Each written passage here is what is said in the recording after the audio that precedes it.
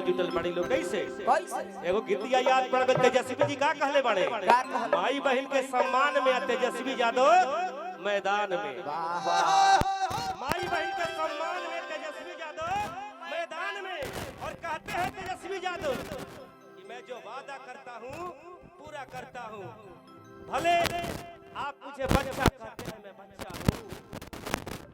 लेकिन बातों का कच्चा नहीं हूँ मैं बातों का कच्चा नहीं जो वादा पूरा कहता हूँ वादा पूरा करता हूँ तो तेजस्वी जी क्या कहे हैं 200 यूनिट फ्री बिजली मिली मीटर लगा के 1.5 बिजली बिल आवता ना तो लाइने कट जाता सही तो खुद रिचार्ज खड़े खड़े तोरो कट रहेगा कहियो आसमान कर्जा में गिरल आसमान अरे सही में एक दिन ऐसन भइल केको को फोन आवता तो सही में छोटू भैया बाप रे देखो ना हाथ ना बिल आ गेल बाटे ऊपर से केसो हो गेल बा हमरा पर का करल जाओ माइनस लाइटिन में बैठल लाइन कट गेल पानी खत्म सही बात बा ई कोई मतलब ना भाई अब पानी खाती लोग चिल्लाते और 500 तेजस्वी जी बोले मेरी सरकार आती है तो 500 रुपए में गैस सिलेंडर मिलेगा और मेरी सरकार आती है तेजस्वी को अगर आप लोग बनाते हैं तो रोजगार की भरमार रहेगी और माँ बहन जी हमारे माई बहन बाड़ी लोग वो लोग के 2500 रुपया प्रति माह सम्मान राशि मिली तो हम कहे तरीका अरे हेलो बहन के सम्मान में तेजस्वी बड़े मैदान वाह ए दीदी मौसी रे सुनला सब तो हइए से कहत नहीं तेजस्वी जी कौन कहे हैं लालू जी के बेटा कहे हैं कि अगर मैं मुख्यमंत्री बनता हूँ अपने माँ अपने बहन अपने फुआ अपने दीदी जो के लिए हर महीना 2500 रुपया सम्मान में दूंगा वाह वाह सही ना तथास्तु अरे तमाई बहन के सम्मान में तेजस्वी बड़े मैदान में आ फुलई हजानी चाची जी लालू जी के नाम फुलई हजानी दीदी जी तेजस्वी जी के नाम के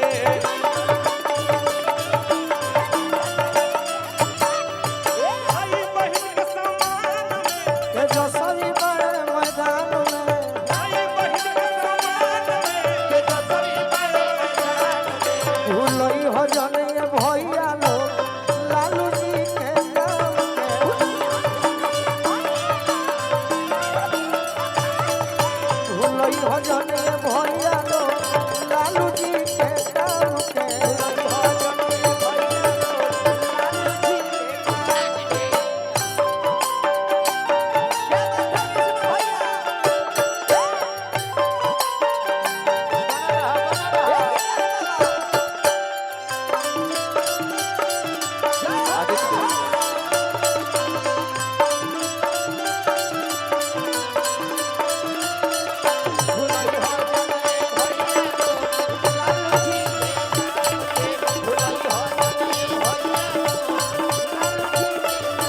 और का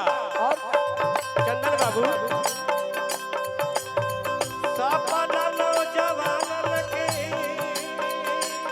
बड़ी साउंड बा अरे पूरा वेला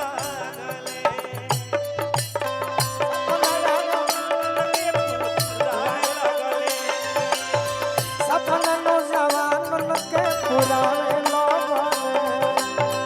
आदित्य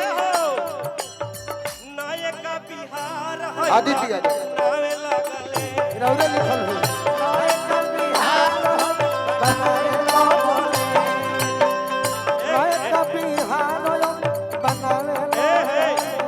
कलाकार ढेर लोग बा यही में समेट लिहल जाए समय कम बा और गोलू भाई कलान की राउरे गाना बनावल है बनावल ना है हम कब से बैठ के सोचत का गाई हां तो अपने से सोच के गावता नहीं भैया तारा भी गाने के कमी बा का भैया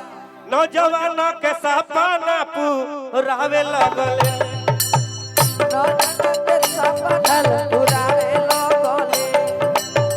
नायक बिहार है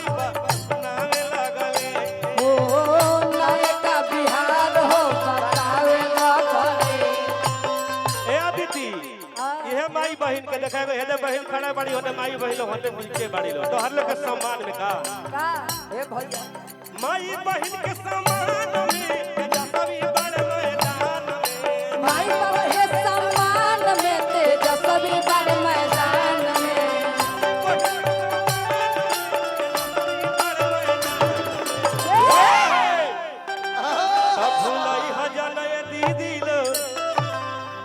भूलई हजानी भौजी लो तेजस्वी जी के काम के भुलैया जनय भैया लो तेजस्वी जी के काम में भूलई हजानी चाची लो तेजस्वी जी के काम में भुलैया जनय भैया लो तेजस्वी जी के